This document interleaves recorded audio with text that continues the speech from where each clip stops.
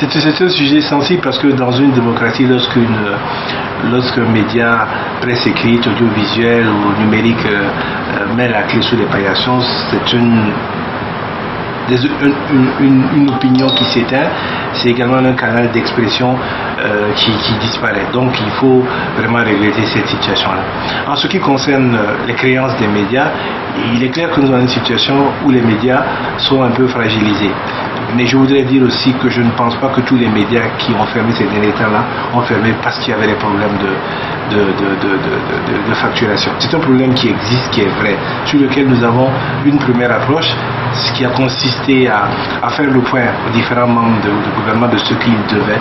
Nous avons eu un rapport en Conseil des ministres où nous avons traité le cas de Sidoya et de la RTB, et nous avons fait une communication orale où nous avons traité le cas des médias publics. Les différents acteurs sont engagés à régler. Certaines de ces dettes-là sont dans le cadre de ce que nous appelons la dette irrégulière, parce que malheureusement, souvent, les acteurs de la chaîne de la dépense publique sont un peu tatillons sur un certain nombre d'éléments.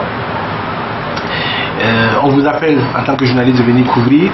Une fois que vous avez couvert, après on dit non, il n'y a pas eu de bonne commande, et puis là, ça devient difficile à régler. Donc ces cas-là existent et ils seront pris en compte dans le cadre donc, de cette dette irrégulière-là. Après, nous avons travaillé avec la CEP.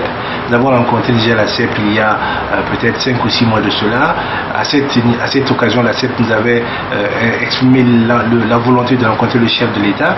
Nous avons participé donc à cette expression-là, et je pense qu'aujourd'hui même la CEP a rencontré le président du FASO. Ça devait être à 9h.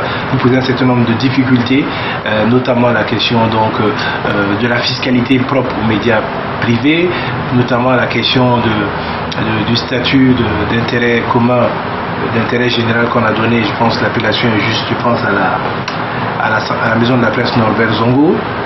Donc comment ils vont jouir de ce statut-là. Donc d'autres aspects sont abordés par la CEP avec le chef de l'État. Et nous, lorsque j'ai eu vent de cette situation-là, j'ai repris contact avec la CEP pour leur demander d'être l'instigateur d'une rencontre avec tous les acteurs du monde des médias, presse électronique, presse écrite, presse audiovisuelle, afin que nous refassions le point et que nous voyions quelles sont les solutions que nous pouvons apporter.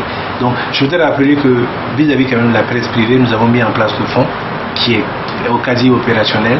Nous avons également énormément travaillé sur tout ce qui était la législation de la publicité, qui devait permettre donc un meilleur apport de la publicité pour le développement des médias.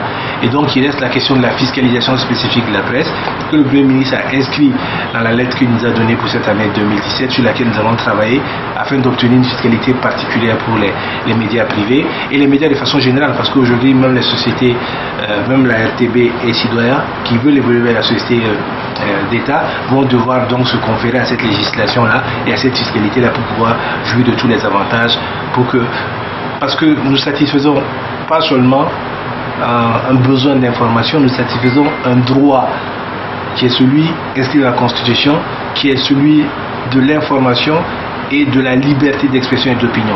Et les médias participent à l'exercice de ce droit-là. Donc il y a besoin d'un apport et d'un soutien de la part donc, du gouvernement sur ces questions-là.